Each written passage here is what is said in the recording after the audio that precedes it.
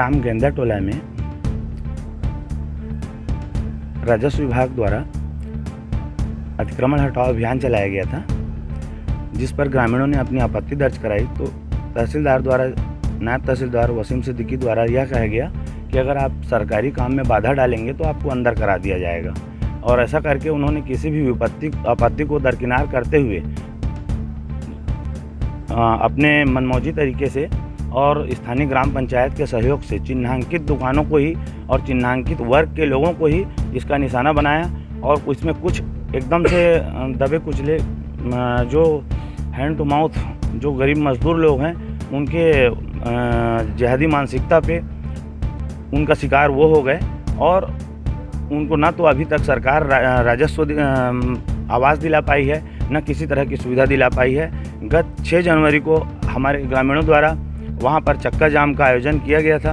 रात को 12 बजे एसडीएम द्वारा हमें आश्वासन दिया गया था कि गत 7 दिवस में कार्रवाई करके सूचित किया जाएगा।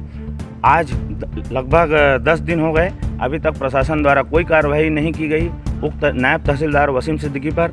इसलिए हम दोबारा ज्ञापन देने आए हैं। धीरे धीरे ग्रामीणों की चिंगारी भड़क रही है और आगामी समय में गत 1 फरवरी के बाद हमारे द्वारा बृहद रूप से आंदोलन चलाया जाएगा।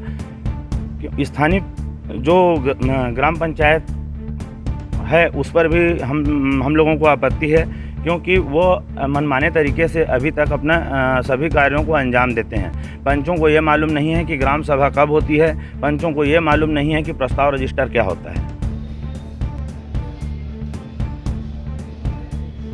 गेंदा टोला में सरपंचों की मनमानी के चलते हुए कोई मतलब उसमें रोकथाम लगाम नहीं लगा पा रहे हैं और पंचों को कोई मतलब जानकारी देते नहीं।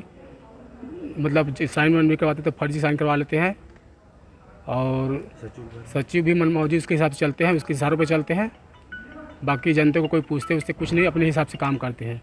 गेंदा टोला में शासन का योजना का जैसे कुछ भी काम आता है पंचायत में, तो इसका जानकारी सरपंच द्वारा ग्राम पंचायत में ग्राम पटेल को और गांव के प्रमुखों को या जनता को किसी भी का जानकारी नहीं दिया जाता। और मनमर्जी बिना किसी जानकारी के सरपंच द्वारा कहीं पर भी निर्माण कर दिया जाता है, जिससे गांव के जनता नाखुश है, आपत्ति करते हैं, लेकिन उसका बात कोई नहीं सुनता, अपना मनमर्जी चलाता है।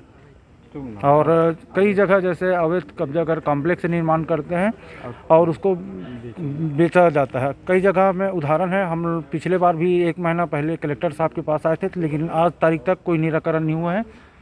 और बाहर से जो यहाँ निर्माण करके बेच दिया गया है, पता नहीं इसका जांच होना चाहिए।